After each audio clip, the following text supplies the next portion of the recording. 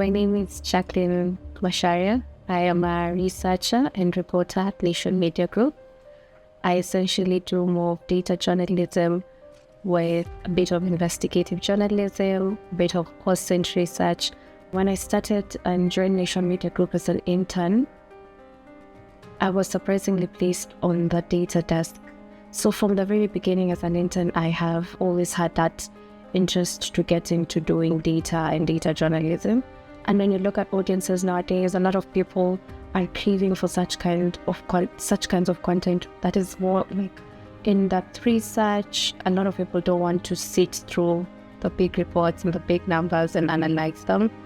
And that's where there's good content, that's why there's good stories. 2021, very early on in January, we're still in the COVID period, and we were doing a lot of COVID numbers. So we're tracking vaccinations, daily deaths, and all that. And we had like in it an interactive page on the website. So you will go in there and there was all these nice looking charts and graphs that will tell you, oh, Kisii today is leading in the number of infections or Mombasa.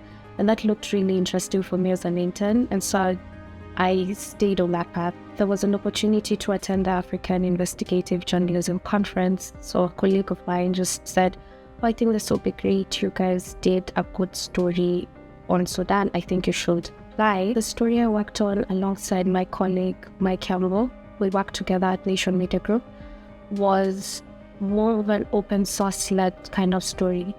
It relied heavily on analyzing social media videos. We basically were able to link that Kenyan ammunition was in Sudan. So the question was, why would Kenyan ammunition be in Sudan? The impact of the story for us was immense because the government obviously came out, started saying that, they'll give very vague answers like, we are helping to mitigate, we are helping to mediate. A lot of people online talked about it. A lot of people questioned the relationship between maybe the RSF leader and our government and why RSF officials were able to come in Kenya and be hosted at JICC. So that created a lot of conversation around what exactly is Kenya's role in the Sudan conflict and how much are we contributing to the crisis that is in Sudan. So I looked up the website. I was like, okay, this sounds like a good opportunity, and then we look at it.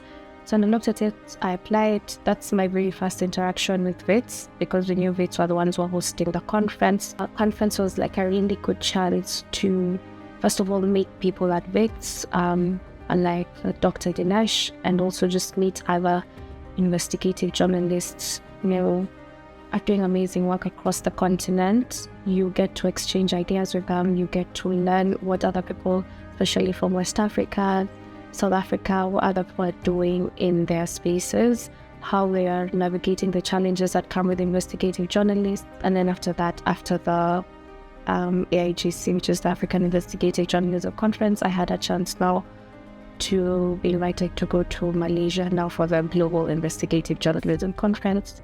So they were basically picking journalists who are under 30 years, and they're going to pick 30 across the entire continent. It was more a chance for very young, early career journalists to attend this conference, get to learn from other more experienced and more senior journalists. First of all, getting to meet such amazing people, and even the ones who are more like celebrities like Anas from Ghana. Like that, a lot of them can't even maybe stay in their countries. They're having to flee after doing stories. A lot of them are being just persecuted in their own countries by their own citizens, and then for exposing the corruption of the government. It was an interesting dynamic to see. A lot of them envying Kenya because they feel like Kenya has a bit more freedom in our media space as compared to other countries. You get to learn new skills. There was a masterclass by Bellingcat, and we actually worked with Bellingcat for our Sudan showing as well.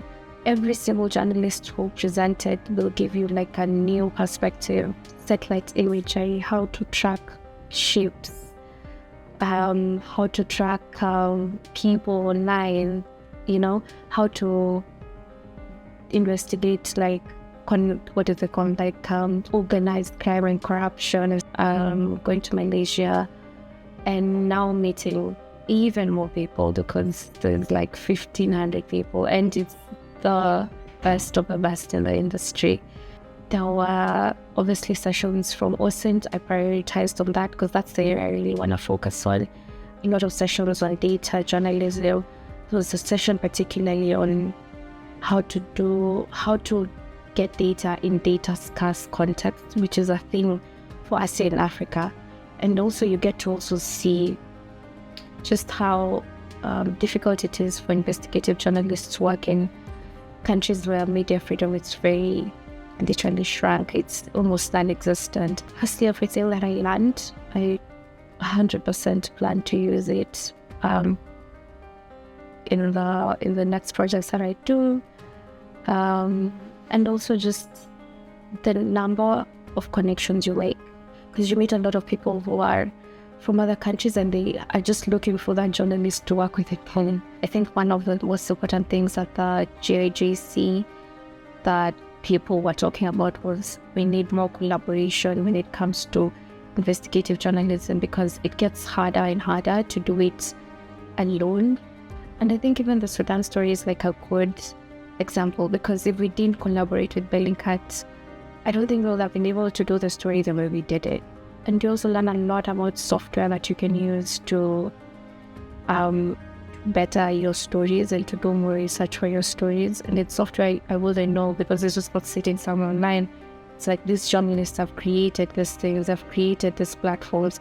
If you don't get to read them, you probably won't even hear about this. I think for me is to first of all be very grateful to Charm, to Defenders for first of all agreeing to sponsor my trip to go to Malaysia. I think that was a great opportunity to be able to travel there, to be able to connect and interact with all the journalists I met. If you don't go to such conferences and you don't get to meet all these people, your mind doesn't open up as much, because you feel like you're restricted to covering what is only in your country.